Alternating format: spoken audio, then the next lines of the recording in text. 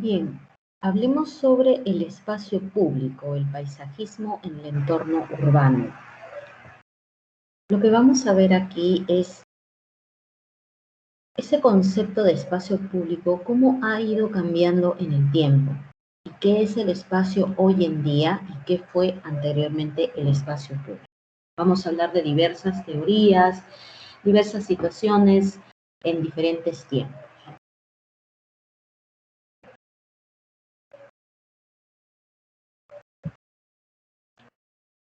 Los inicios de la apropiación del espacio. Grecia. El ser humano siempre se ha apropiado del territorio y del espacio. El espacio dentro de su casa, concebido como privado, el espacio fuera de su casa ha sido el centro de interacción social para animar ideas, discusiones, festines, ferias y otros. Gotia, en 1970, dice lo siguiente: en la Grecia clásica, la primera distinción entre lo público y lo privado en la configuración de las ciudades, Estado. Es a partir de los griegos que la democracia y por tanto la propia política se vincula a un espacio de convivencia específico, que viene a ser el ágora, donde se consiguen las decisiones mediante la discusión pública, las que luego se establecen como condiciones necesarias para la convivencia civil. A partir de la consolidación progresiva del modelo democrático griego, se van construyendo en torno a este espacio diversos edificios dedicados al bien público y al ejercicio democrático, transformando al ágora en el centro político de la ciudad.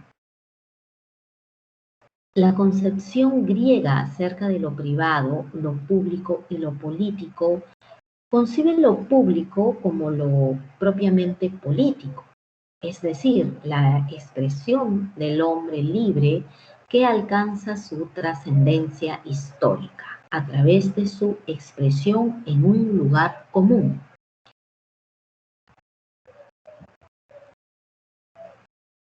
Situación que es posible al estar libre de las obligaciones de la vida cotidiana.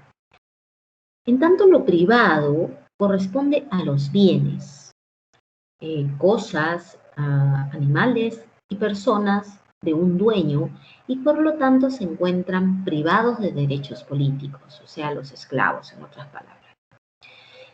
El espacio público desde este planteamiento es un lugar de expresión pública del interés común, donde el ser humano busca los lazos compartidos y la diferenciación. En cambio, el espacio privado es aquel en el que se asegura la reproducción de la vida. Es así como lo veían concebido en la antigua Grecia. Sin embargo, es necesario clarificar que no se trata de un espacio marcadamente inclusivo, sino más bien altamente elitista, exclusivo del ciudadano miembro de la polis. ¿Qué quiere decir esto? Que no era inclusivo para las mujeres, puesto que solo el varón podía dar su opinión en ese espacio común. Y no cualquier varón, porque no podía ser un esclavo, tenía que ser alguien, un varón de la élite griega. Entonces, no era inclusivo ese espacio común o ese espacio público, por decirlo de alguna manera. Entonces, las minorías no participan de él. Es un espacio marcadamente homogéneo, monofuncional, cuya capacidad para la formación de sociabilidad y convivencia es restringida. Rutger Habermas, que es un filósofo y sociólogo, señala lo siguiente: En la ciudad-estado griega plenamente formada, la esfera de la polis, o sea, ciudad-estado, es común al ciudadano libre. Está estrictamente separada de la esfera oikos, que quiere decir casa, familia, donde todos los esclavos vivían en un estado doméstico, en la que cada uno ha de apropiarse aisladamente de lo suyo.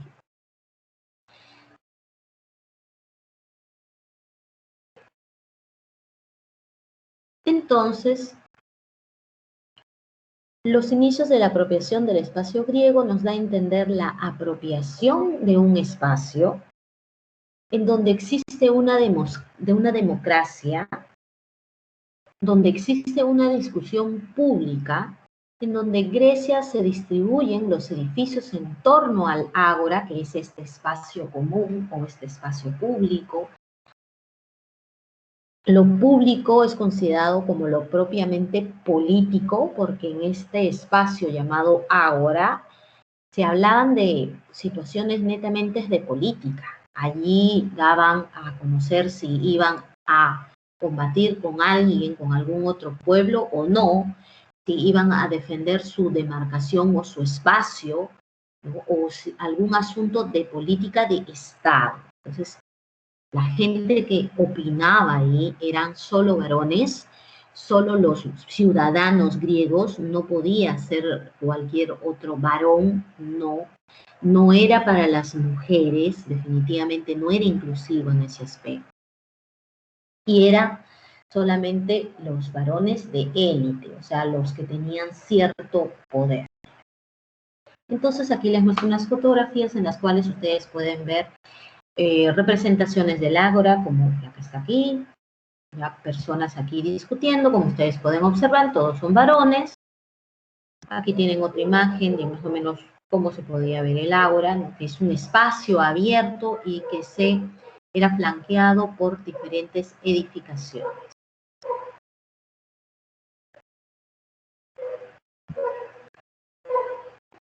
Pero ahora veamos el espacio público en la ciudad medieval, cómo era considerado y qué sucedía en ese espacio.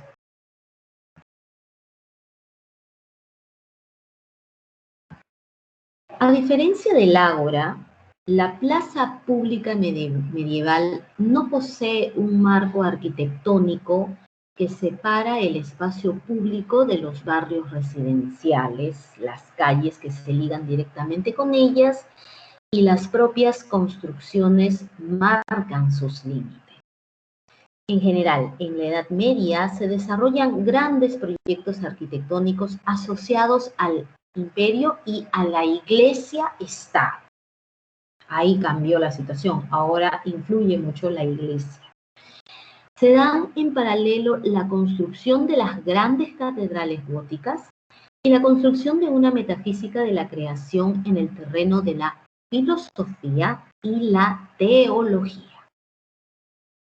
El gobierno urbano medieval no es el producto de una aplicación doctrinal, sino de razonamientos espontáneos exigidos por nuevas condiciones de vida.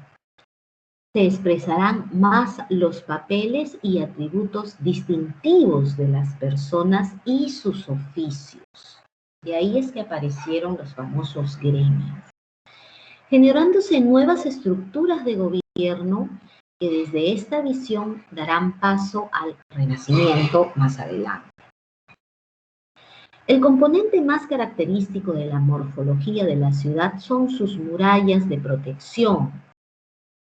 Estas no solo inciden profundamente en su desarrollo urbano, sino que además determinan la conformación de un orden político y administrativo, que se consolida con la creación del ayuntamiento, que es lo que nosotros conocemos como municipio.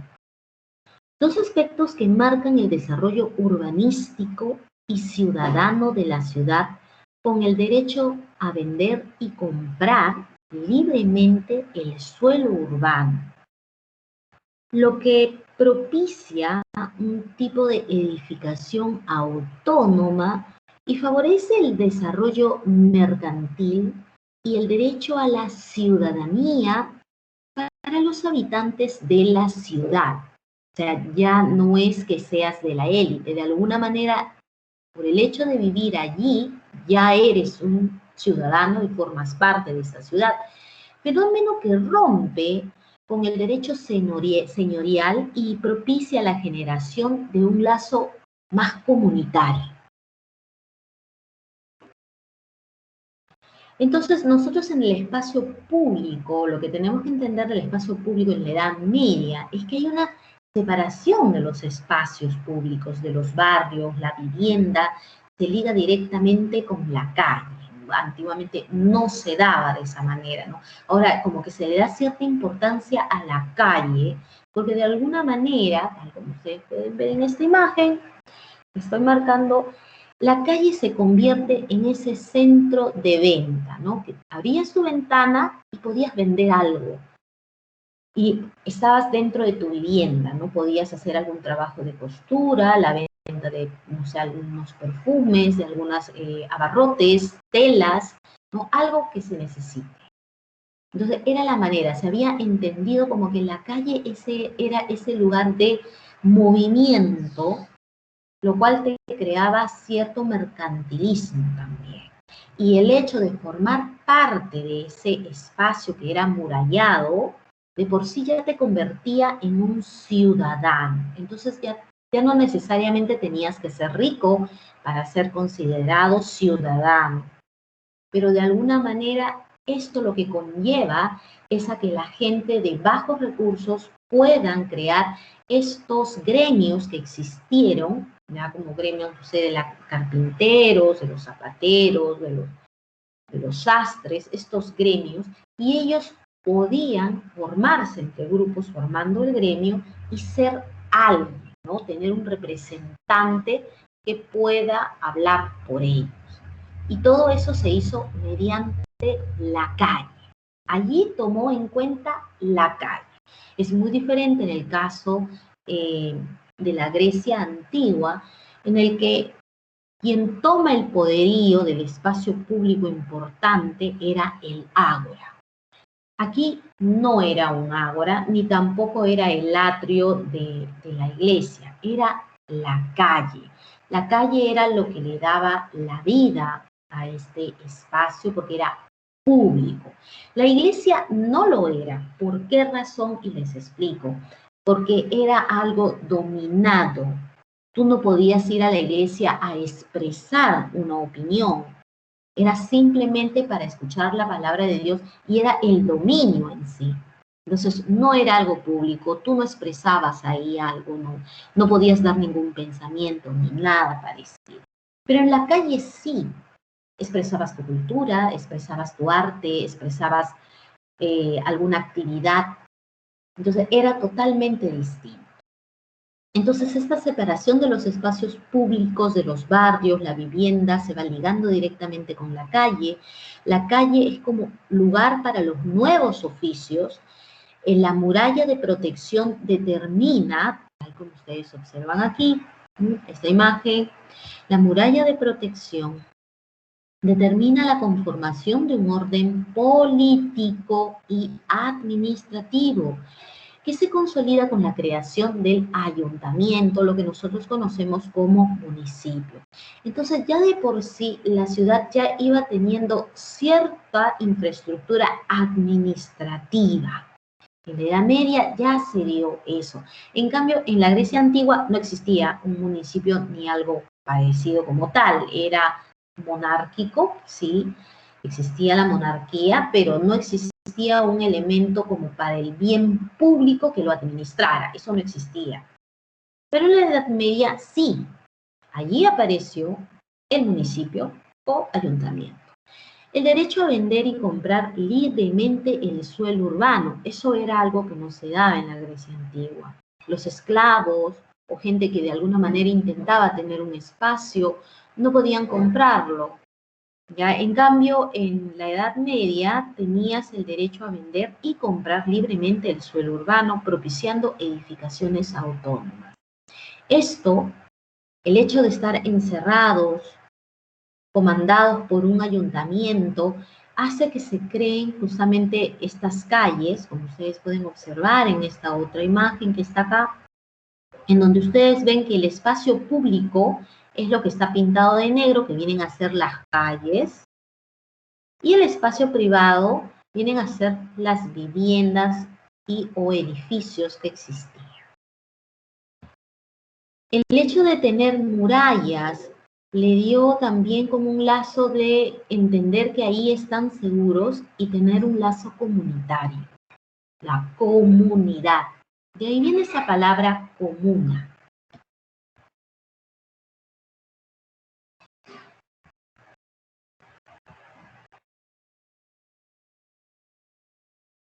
El espacio público en el Renacimiento. El espacio público en el Renacimiento viene a ser para el ciudadano. El centro es para los ciudadanos ilustrados. Les explico. La ciudad durante el Renacimiento experimenta un crecimiento importante. El poder absoluto no solo crea nuevas infraestructuras defensivas, cuarteles, arsenales, sino también construye obras educativas y solidarias, escuelas, hospitales, hospicios, teatros, museos, etc. Aparecen los primeros jardines privados que progresivamente se fueron convirtiendo en espacios públicos. El desarrollo tiene lugar principalmente en los barrios céntricos, donde predominan palacios, monumentos y hermosas plazas que ganan significativamente con la creciente valoración del artista y la proyección geométrica. Sin embargo, producto de una exacerbada migración campo-ciudad y la consecuente especulación del suelo, se genera una edificación cada vez más densa, que afecta fundamentalmente a los barrios pobres. La formación del espacio público en el Renacimiento es un fenómeno propio de la sociedad burguesa, que se da en paralelo con la afirmación del capitalismo a partir del siglo XVIII en Occidente. Según Ildefonso Cerda, que era urbanista, ingeniero, jurista, economista y político, en 1861 habla de la edificación y vialidad. Son dos conceptos correlativos e inseparables, de los cuales uno no puede existir sin el otro. No se puede concebir la vialidad sin la construcción, ya que es el punto de inicio y final. Ni se puede concebir sin el edificio, la vialidad, como un medio de acción, del movimiento, la manifestación de la vida del hombre. La casa es el principio y el fin de la vialidad. Y si ella, o sea, la vialidad, es tan importante en las grandes ciudades, es porque en ellas hay un número demasiado grande de casas que se multiplican y complican las direcciones de movimiento. También añade Ildefonso Cerda: resumiendo, podemos decir que en todas las ciudades antiguas no existen vías de coordinación importantes en la dirección de los vientos dominantes, que ofrecen mejores condiciones higiénicas, se refiere a la ventilación. No hay caminos de convergencia para facilitar las relaciones de todos los barrios con el centro o con los centros generales de la actividad de todo el asentamiento, tales como el puerto, los lugares de ferrocarril, el mercado de valores, los mercados, determinadas instalaciones industriales, la educación pública, algunas iglesias, teatros, paseos y jardines públicos. No hay un sistema de calles de barrio para facilitar las relaciones con otros barrios. Sin espacios o plazas que dan el espacio y de salud que necesitan los puntos donde la población o los intereses comerciales están más condensados. Bien, entonces aquí les muestro de qué manera el espacio público en el Renacimiento se fue entendiendo como ese espacio en donde apareció esta nueva clase social que era la burguesía, que no eran gente de la nobleza, no formaban parte de la nobleza, pero tampoco eran pobres, y ellos pudieron hacer dinero mediante el comercio u otras actividades. Entonces, uno de estos grupos que se crearon fue justamente los agremiados. Estos grupos agremiados, que eran grupos con sus propios oficios, ellos podían, mediante el trabajo, se convirtieron en la clase burguesa. No todos, por supuesto, porque hoy en día los burgueses, ¿quién sería? A ver, Bill Gates, Donald Trump, ellos son burgueses. Entonces, el espacio público en el Renacimiento se construyen nuevas infraestructuras defensivas, cuarteles y arsenales, obras educativas, escuelas, hospitales, teatros y museos. Se empieza a entender de que la ciudad va creciendo, la gente del campo empieza a ir a la ciudad y esta empieza a crecer debido a su floreciente arte que empieza a crearse en ese tiempo. Recuerden que los mayores artistas salieron en el Renacimiento y todos estaban en estas ciudades pobladas, como las de Italia, como la ciudad de Milán.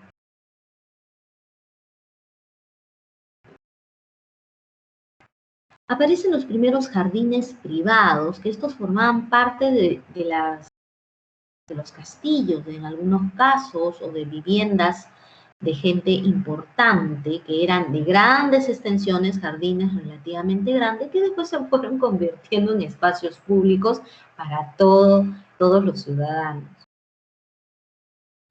El desarrollo se da en los barrios céntricos. ¿Por qué? Porque en estos barrios era en donde existía la venta de productos y etc., compras, se creaban pequeños mercados en la calle, y esto le daba movimiento a la ciudad. Recuerden que la migración fue del campo a la ciudad en esta época y la especulación del suelo, o sea, la venta, compra y venta del suelo, genera la densificación de la ciudad, afectando principalmente a los barrios más pobres, porque recuerden que la gente que venía del campo era gente campesina, que no necesariamente venían en muy buenas condiciones. Ellos venían para vivir en la ciudad, para buscar otro tipo de oportunidad y vivir en la ciudad, en las ciudades renacentistas. Aquí tenemos, por ejemplo, el cuadro, este cuadro que ustedes ven a la derecha está confeccionado por A. Remesar a partir del trabajo de Ildefonso Cerda, en donde aquí claramente este cuadro fue hecho para ir entendiendo, digamos, en base a un elemento urbano, como la vía, como la plaza, como un jardín, como algún paseo público, un parque o un bosque, iba determinando el uso dominante que le iba a dar, los usos complementarios, el diseño que debiera de tener y los equipamientos que debía de tener, digamos, en este caso, una vía. Por ejemplo, en el caso de la vía, su uso dominante sería desplazamiento productivo de seres y mercancías. El uso complementario es de encuentro y de descanso. El diseño tiene que ver según con la sección transversal que tenga, que incluye el diseño de subsuelo y según su sección longitudinal, que confiere una imagen de conjunto. El equipamiento que debe de tener es prácticamente como el mobiliario, vendría a ser de la vía, vendría a ser el pavimento, los árboles, iluminación, bancas, fuentes, algún tipo de relojes, placas con nombres en las calles y otras cosas. Otro ejemplo tenemos los jardines. Su uso dominante es de reposo y esparcimiento. Uso complementario viene a ser de encuentro y juego. El diseño es segregada a la vía, o sea, similar a la vía. Y el equipamiento también son todos los mencionados anteriormente.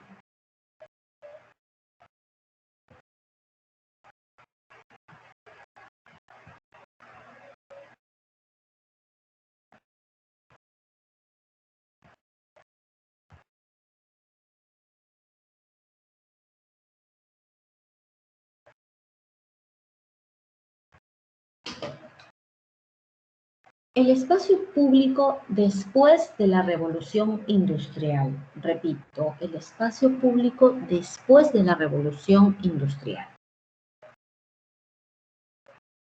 La Revolución Industrial en sí trajo una gran demanda de oferta de trabajo a gran escala para trabajar en las industrias textiles, tecnológicas y otros.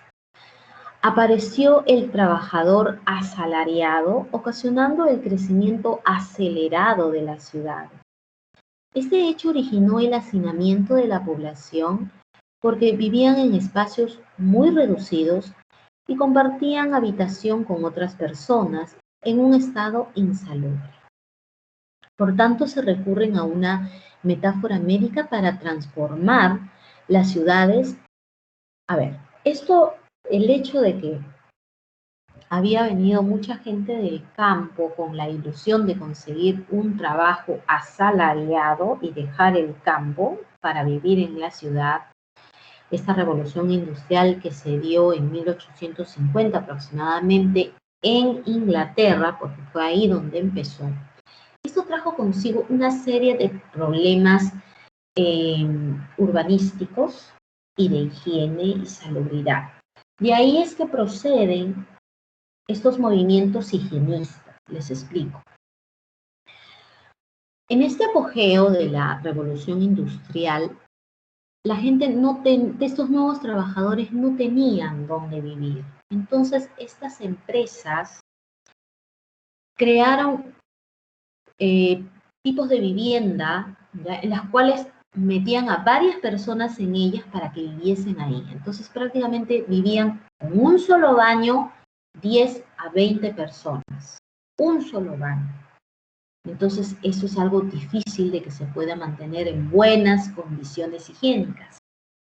Segundo, recuerden que el agua potable no está como actualmente lo tenemos todos, ¿no? Tú tienes varios pilones de agua en tu vivienda. Eso no era así. Después de la revolución industrial, había un pilón en toda una calle. Y eso, que decir una calle era bastante.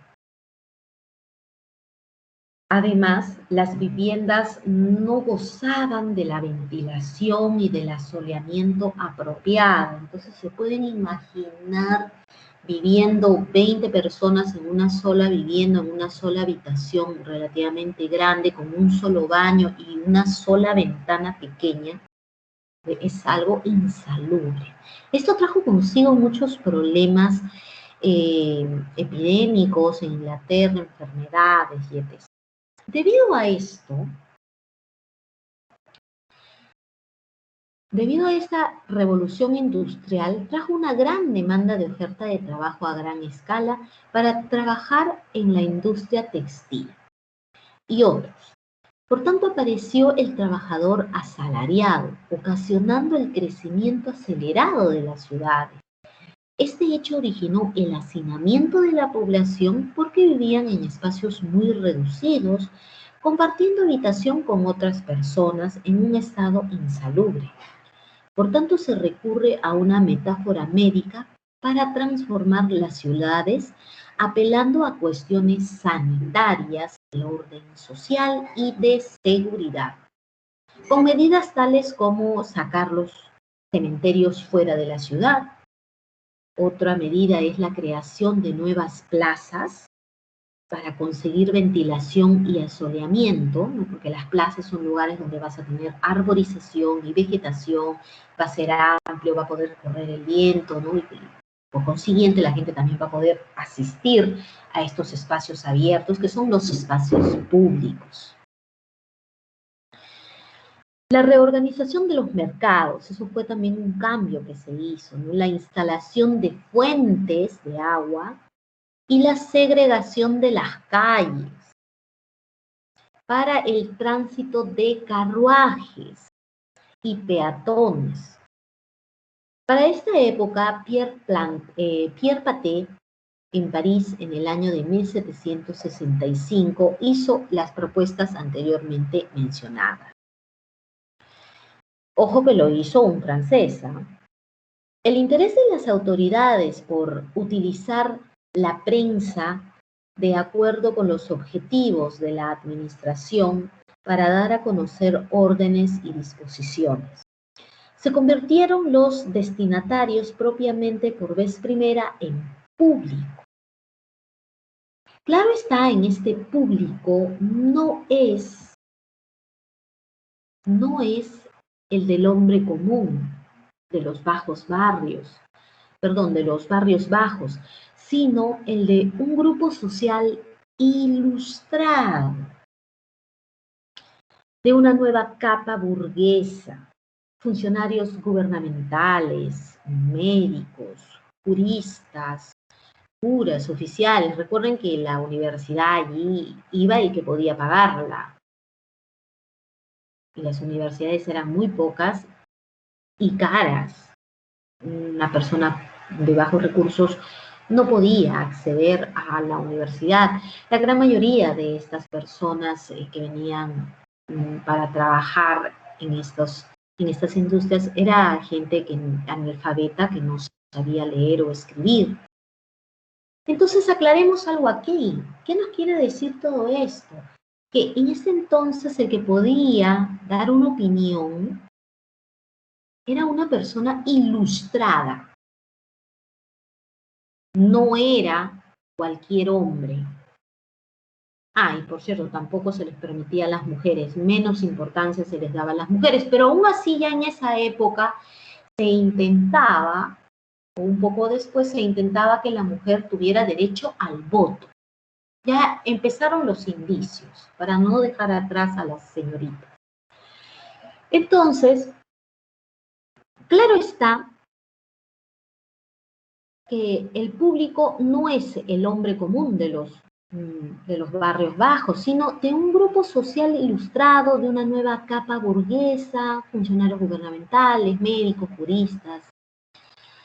La Declaración de Derechos del Hombre y del Ciudadano, que fue el 26 de agosto de 1789 en Francia, viene a consagrar la libertad de pensamiento y difusión de ideas, la tolerancia y la igualdad ante la ley y libertades de asociación y movimiento, principios que consolidan una nueva relación entre lo público y lo privado. Se instaura así una publicidad crítica, surgida en el seno de lo privado. Repito, que es una publicidad crítica,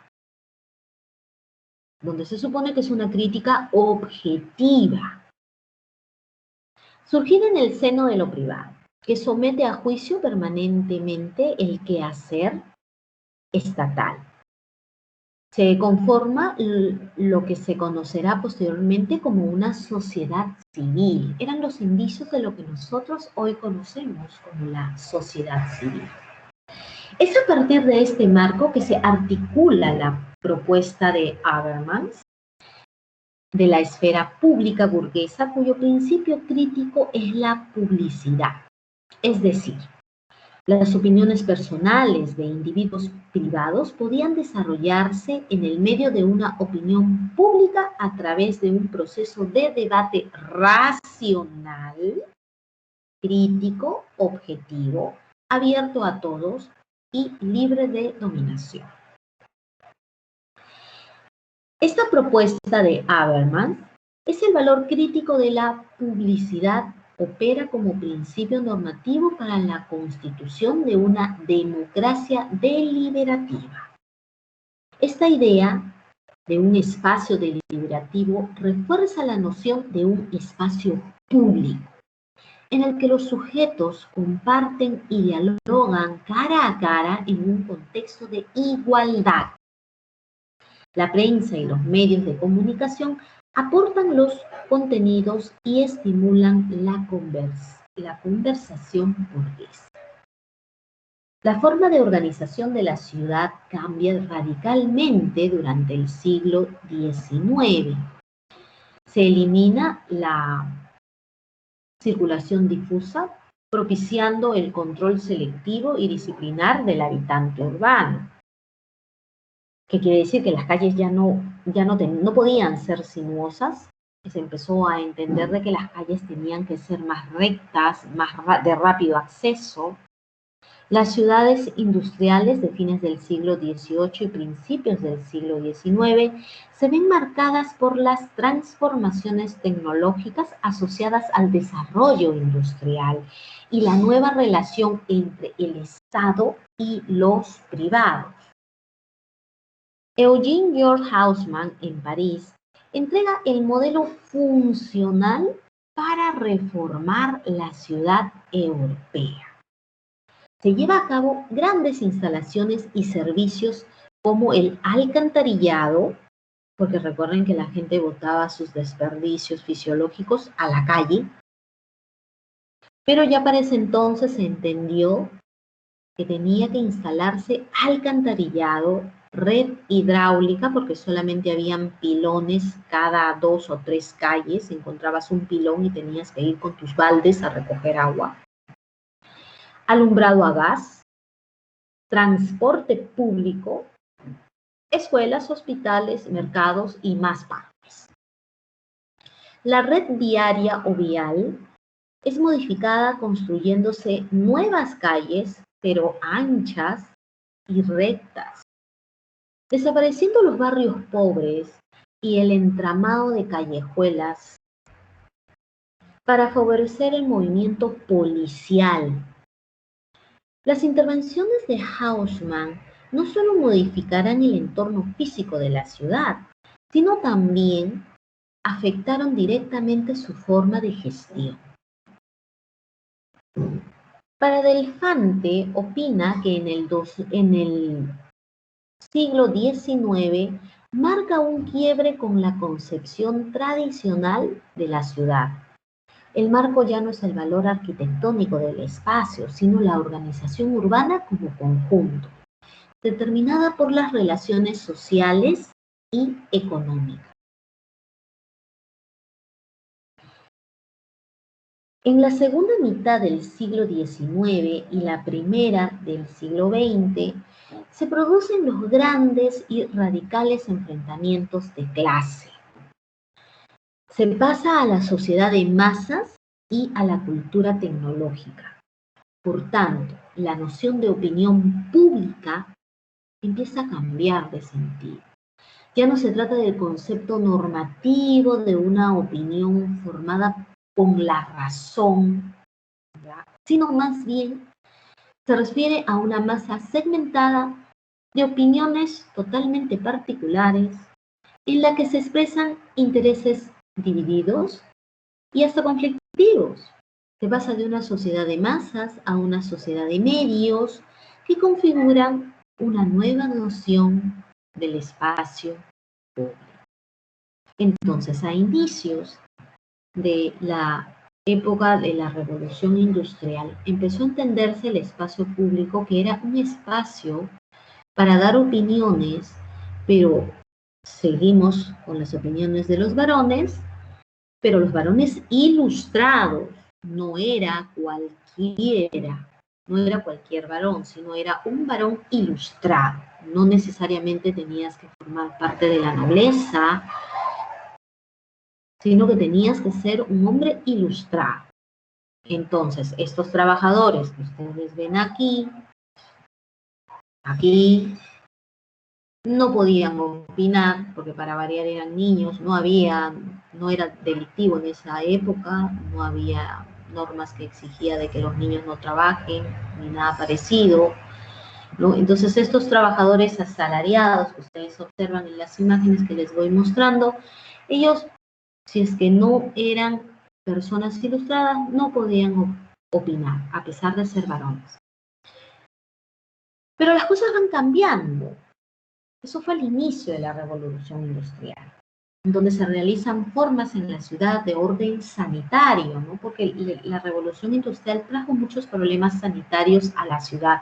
Recuerden que eso en el Londres antiguo, el casco urbano antiguo de Londres, cuando empezó a llegar la gente del campo buscando un trabajo en estas nuevas industrias, ya ellos se ubicaron a los contornos de la ciudad. No era en la misma ciudad, era a los contornos de la ciudad, en donde no tenían agua, no tenían desagüe, habían hecho una especie de campamentos en donde ellos podían vivir de manera hacinada.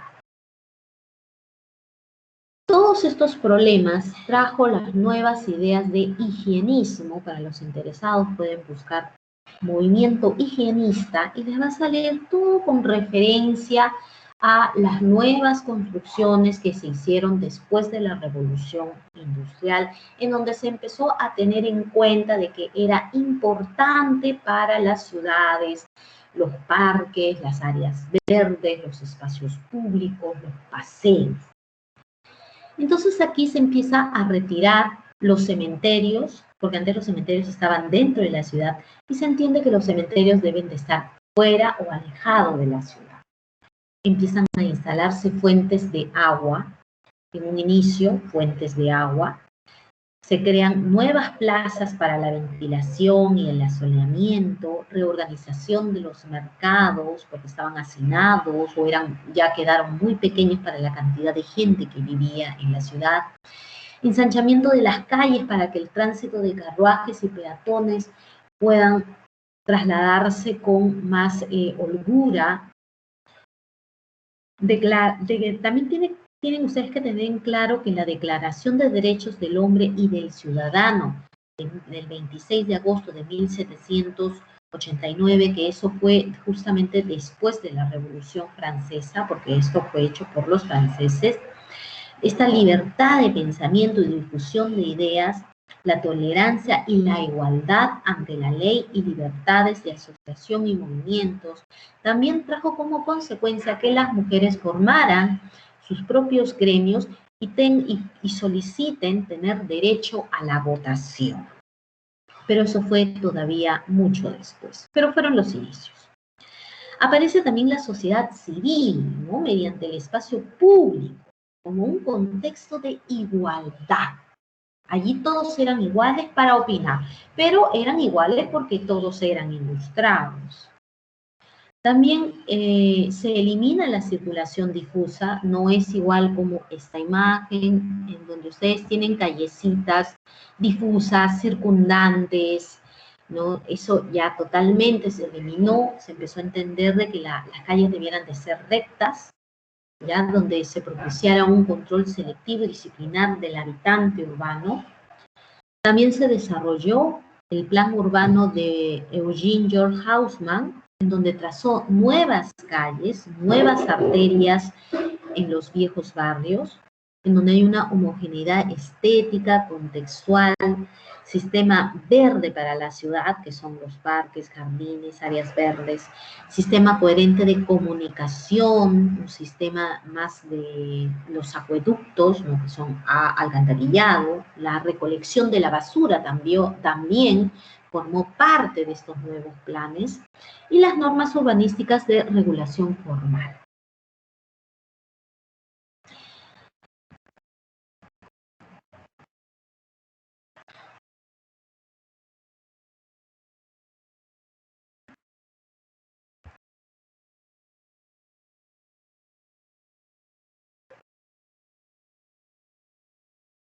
El espacio público en el siglo XXI.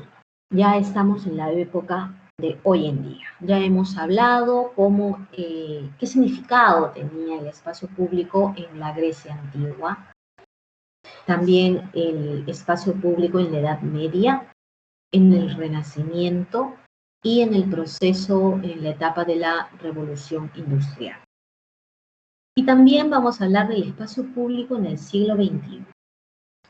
En este contexto de desarrollo acelerado de las tendencias tecnológicas en las que nos encontramos y expansión del capitalismo neoliberal, emergen nuevas tendencias como la sustentabilidad, la protección del medio ambiente, el manejo de las áreas verdes como lugar de salubridad, reunión y ocio. Se presentan al público los distintos contenidos de la vida social. El espacio público fortalece la identidad colectiva a través de la apropiación de la historia de una sociedad. Inclusión de nuevos contenidos que se instalan en el espacio público como conciertos musicales, teatros, sinfonías, danzas culturales, danzas actuales, que refuerzan la identidad del pueblo.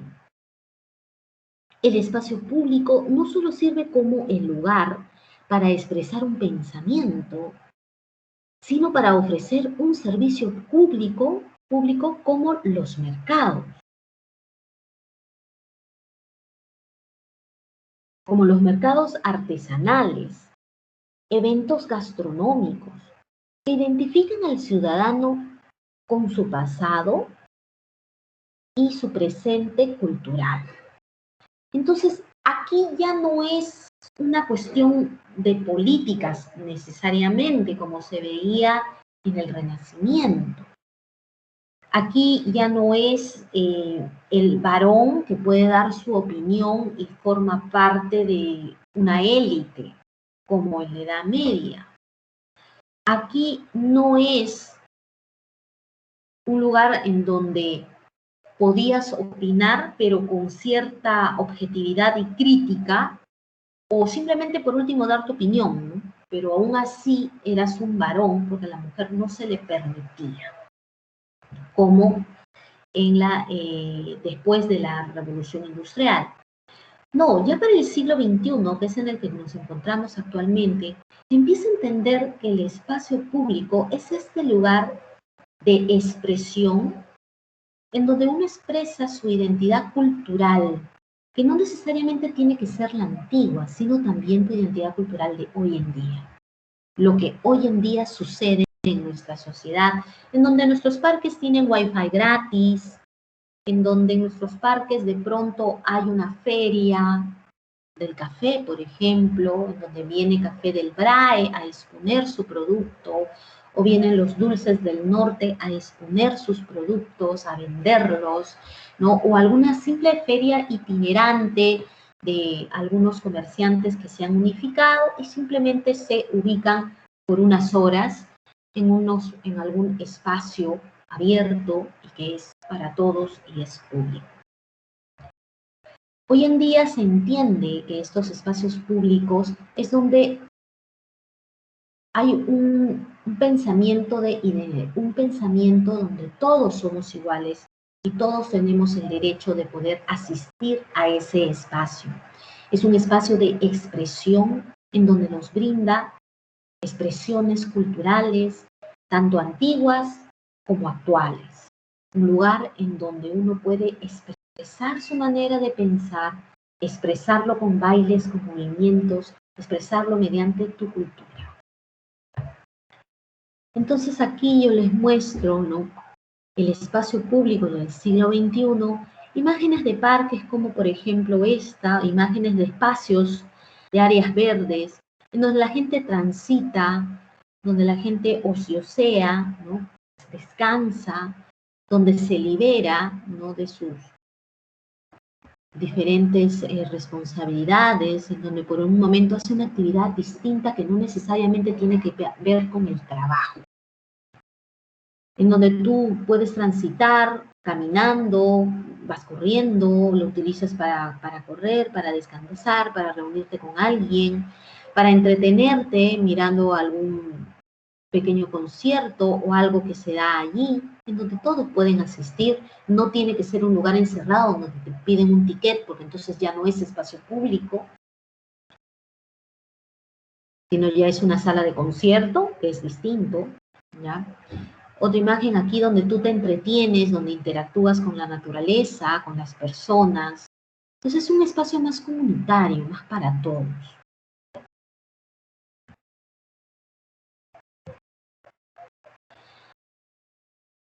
Entonces, ¿qué es el espacio público? Aquí les comento lo que hablan diversos autores sobre el espacio público. Tawi plantea que el espacio público es un espacio de relaciones entre individuos quienes a través del discurso y sus acciones contribuyen a modelar el mundo común como un horizonte de entendimiento y encuentro ciudadano. Según Jürgen Habermas, habla que el espacio público lo define como el ámbito donde se desarrolla la opinión pública en el marco de las democracias modernas. Describe la evolución del término y profundiza en él cuando a finales del siglo XVIII se otorga al concepto un sentido pleno y se conforma la esfera pública burguesa ligada al nacimiento de la sociedad civil y a su sistema económico y de representación. Según Toussaint y Zimmerman, el espacio público es un término polisémico que designa un espacio que es en tanto metafórico como material. Como espacio metafórico, el espacio público es sinónimo de esfera pública o debate público. Como espacio físico, los espacios públicos a veces corresponden a espacios de encuentro e interacción social, a veces a espacios geográficos abiertos al público o a veces a una categoría de acción. Es por tanto el hecho físico de la configuración urbana como el conjunto de significaciones y relaciones implicadas en la vida social de la ciudad. El espacio público viene a ser el proceso por el cual un individuo o un grupo valora una calle, la ciudad o su entorno de acción y derrama sobre él su potencial afectivo, sus capacidades de acción, intentando hacer de él una obra algo a su imagen, a sus deseos, a sus recuerdos, a sus tiempos. Aquí se pone de manifiesto que la apropiación, repito, la apropiación entendida como identificación, inversión afectiva y reconocimiento no equivale al acto de posesión jurídica. El espacio público también es la base para que cualquier ciudad pueda ofrecer a sus ciudadanos lugares de encuentro y confluencia que sean agradables y amables, que atiendan sus necesidades y deseos. Son aquellos espacios de la ciudad que no pertenecen a un particular, sino a cualquiera. Cualquiera tiene derecho a estar y a circular libremente. Los espacios públicos no son solo las plazas y parques, sino también las calles, las veredas, las losas deportivas, las playas, las pampas, los acantilados y los edificios públicos como mercados o bibliotecas.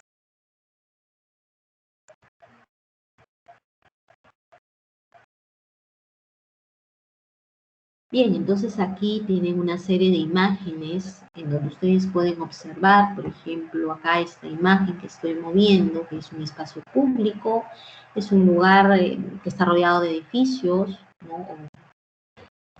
Aquí también, esto me parece que era una calle, pero lo volvieron algo peatonal. Aún si fuera calle, igual es público, ¿no? Pero parece que ahora es una calle peatonal y la gente se apoderó del lugar. ¿Observan cómo se apoderó del lugar? Está lleno de gente, densificado totalmente. Antes por ahí pasaban vehículos. O cómo así, ¿no? En pequeños espacios o en espacios que parecieran quizás complicados, ¿cómo puedes crear pequeños lugares de encuentro? donde aquí había una grada, y aquí lo que hicieron es unas gradas eléctricas, por cierto, y ustedes pueden ver que en las gradas que no son eléctricas, que tienes que subirlas tú con tus piernitas, no puedes aquí crear estos espacios de encuentro. Ustedes observan que hay gente allí. Entonces quiere decir que hay personas que sí se han tomado la molestia de subir estas gradas y no necesariamente de hacerlo mediante esta escalera eléctrica.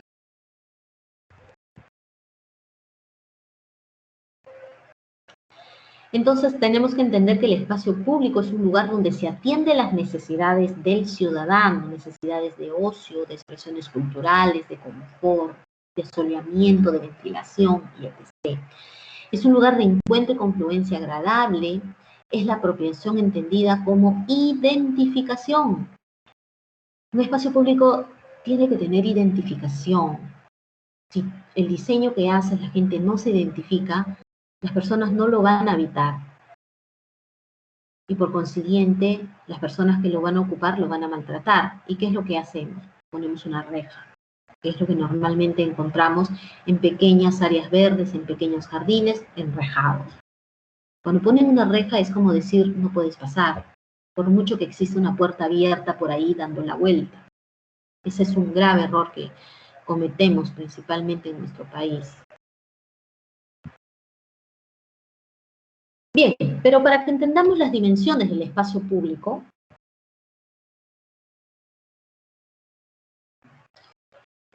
hay varios tipos de dimensiones del espacio público. Estas son unas cuantas. ¿Ya? Tenemos la dimensión morfológica, perceptual, social, visual, funcional, temporal.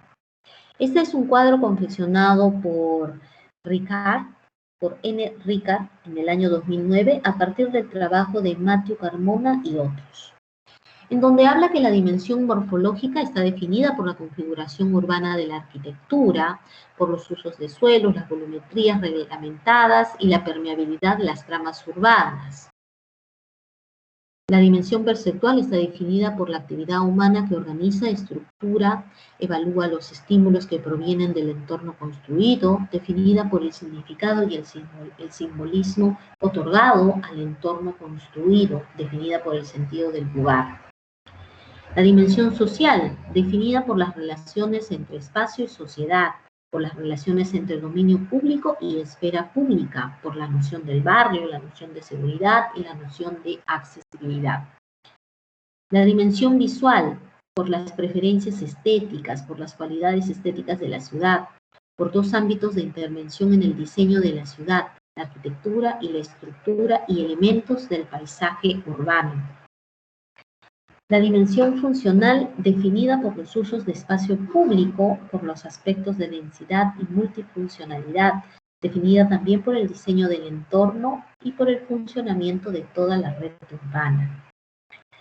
Y la dimensión temporal, definida por los ocios temporales y por los tiempos de las actividades, por los criterios de continuidad, sostenibilidad y estabilidad, por la dicotomía entre los elementos que se mantienen y los elementos que se transforman o se degradan, como las especies vegetales, también definida por los diferentes tiempos entre políticas y proyectos de diseño urbano. Bien, jóvenes, espero les haya servido este tema del espacio público. Y aquí la primera imagen que puse, esto es un parque que está en una ribera de río, en el cual ustedes pueden ver el aprovechamiento al máximo. Esto es un río, un estero, por donde cruzan puentes peatonales, vehiculares. Estos son, al parecer, peatonales, ¿no? Acá hay otros más pequeños incluso, ¿no? Me parece una autopista importante, pero se van creando áreas verdes, espacios de encuentro, ¿no? Entre sombras, ¿no? Pequeños caminos, senderos que son sinuosos, quizás como que obedecen a la forma sinuosa también del río, a borde de un río, ¿no? Por supuesto, este tipo de proyectos son caros, son altamente caros, pero crean realmente, le dan a la ciudad una imagen o una visual totalmente distinta. Bien, jóvenes, espero les haya servido esta clase de teoría. Nos vemos la siguiente clase. Cuídense mucho.